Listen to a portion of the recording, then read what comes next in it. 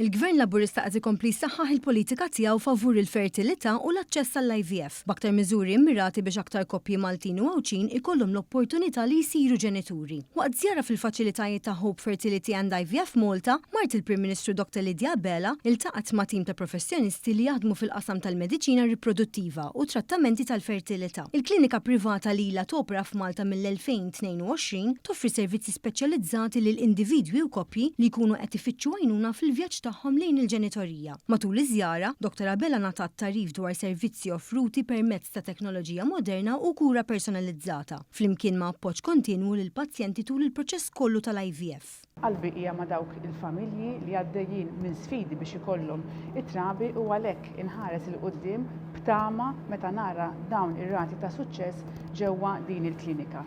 Dan huwa eżempju ċar ta' kif il-privat flimkien mal-Gvern jistgħu jħallu impatt konkret fuq il-familji tagħna. Il-Gvern Laburista kien responsabbli minn riformi ewlenin fil-qasam tal-IVF bilan li jagħti aktar tama lil mijiet ta' koppji biex jilħqu l-ħolma li jsiru ġenituri. Fil-manifest elettorali int Malta, il-Partit Laburista qed jipproponi aktar miżuri biex ikompli jibni fuq il-progress li sar f'dan il-qasam. Dawn jinkludu aktar tisħiħ fil-proċeduri tal-IVF u estensjoni tal-użu tat-test PGTM għal kundizzjonijiet ġenetiċi oħrajn, inkluż mart rari li jista' jwassal għal tbatija severa jew mewt. Minn barrek, Gvern ġdid Laburista qed jimpenja ruħu li jżid l-età ta' dawk eliġibbli għall-IVF u joffri aktar ċikli tal-IVF mingħajr ħlas biex aktar familji nataw ċans konkret li jibnu futur flimkien.